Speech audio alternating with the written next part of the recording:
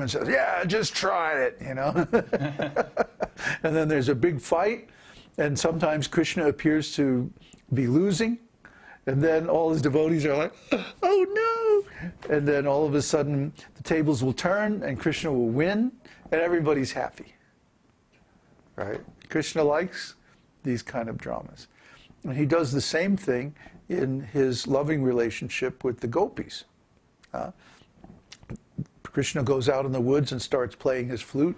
All the gopis come out to meet him in the forest. And then Krishna says, oh, thanks very much for coming. Now go home.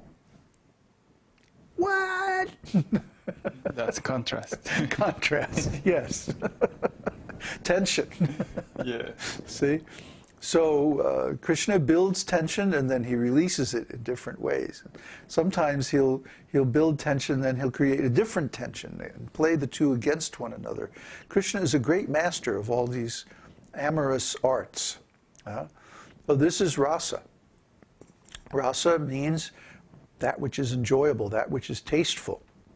And Krishna is the most tasteful of all. So he manipulates his pastimes in such a way to make them more and more tasteful. See, and he knows exactly what each devotee needs to stay interested, to stay engaged, and to keep relishing these pastimes more and more. And he gives just that to each devotee. Our side of it is that we need to just completely surrender to Krishna and not make conditions. And say, well, if you're nice and everything is easy, then I'll serve you. But if there's too much trouble, then I'm going to withhold my service or something like this. No, that's Maya. That's conditional devotional service. Or mixed devotional service, where we have some desire to serve Krishna, but we have reservations or we have conditions. We set boundaries. Krishna, you can do this, and I'll serve you.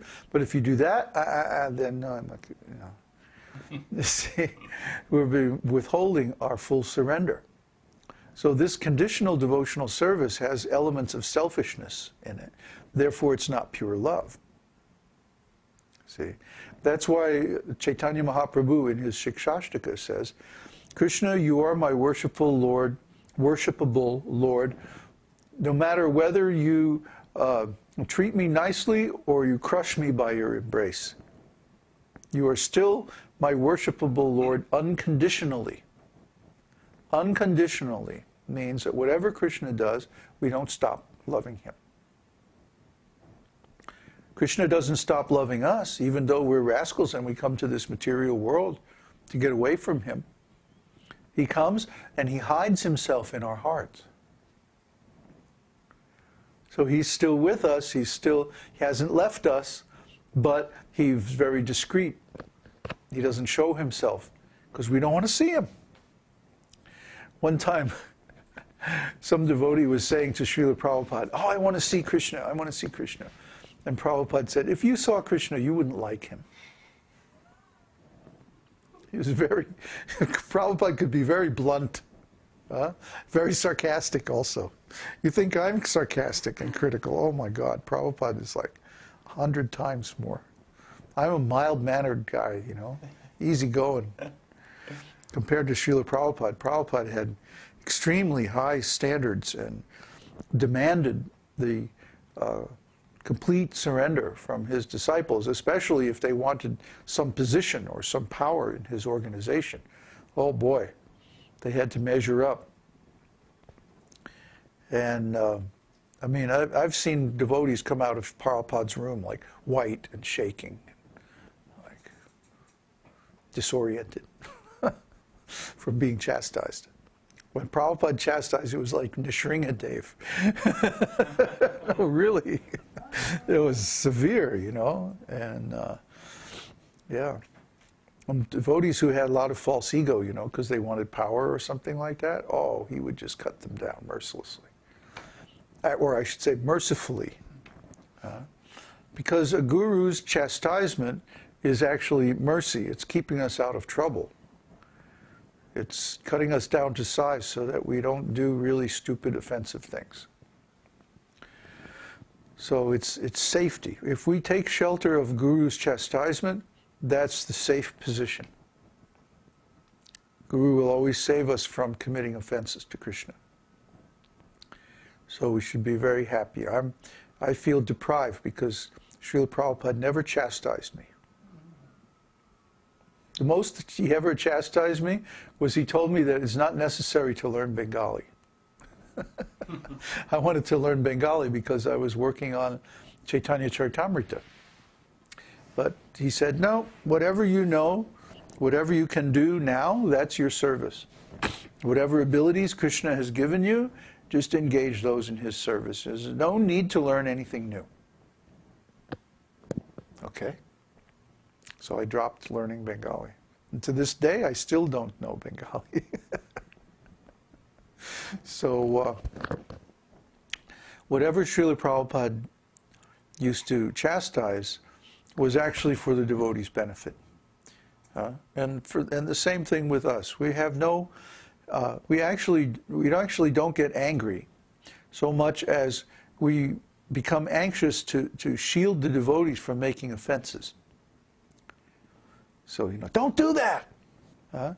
If a child is about to touch something hot, and the mother grabs his hand and says, don't do that! It's not because the mother is angry. Mother is trying to save the child from being burnt. Don't touch that flame. See, the mother's not angry. The mother is trying to teach the child something forcefully enough that he'll be protected. So similarly, the spiritual master sometimes has to be very assertive. Like, don't do that. Because if you do, you create some offense. You fall down. You may ruin your devotional service. So he has to be very assertive. Doesn't necessarily mean that he's angry or that he hates you or he doesn't like you or any of that. That's all our interpretation. Our false ego comes in, oh, he chastised me, boo-hoo. I remember one lady in Vrindavan was supposed to get second initiation from Prabhupada. And she had just been polishing the brass. And you know how when you polish brass, you get the taint, what is that called? The tarnish. You get it all in your fingers and everything. And it takes days to come out, right? So she had just been polishing the brass, and she went into, someone called her, okay, it's time for your initiation, like just out of the blue. So she went into Prabhupada's room, and Prabhupada took one look at her fingernails and said, no, I'm not going to give you Brahman initiation. Brahman has to be clean. Brahman means cleanliness. In fact, a Brahman leaves a place cleaner than when he found it. And oh, she was so freaked out. She was like crying and, boo, Prabhupada doesn't like me. But actually, through her, he was instructing all his disciples. The meaning of Brahmana. So, he must have perceived that his disciples were not observing the principles of cleanliness nicely.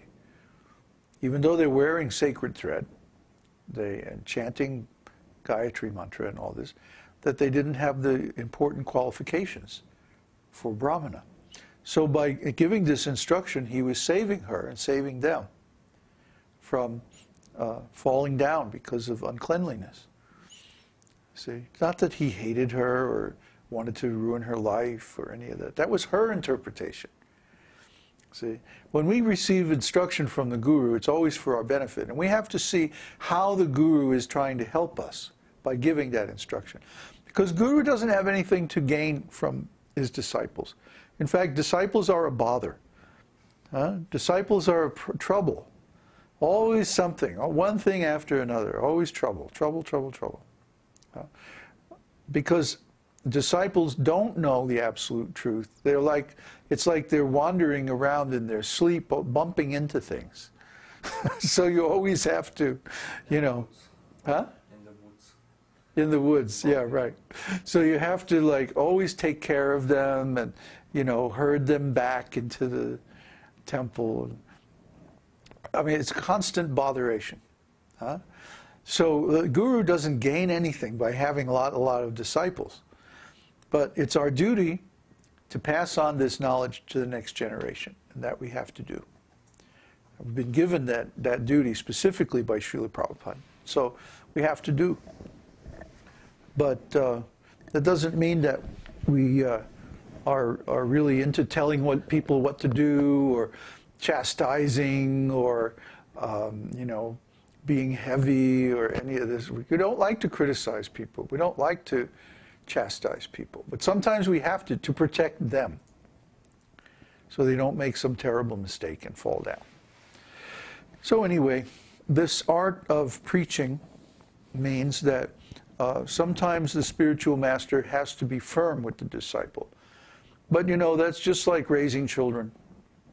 You have to do, and it's a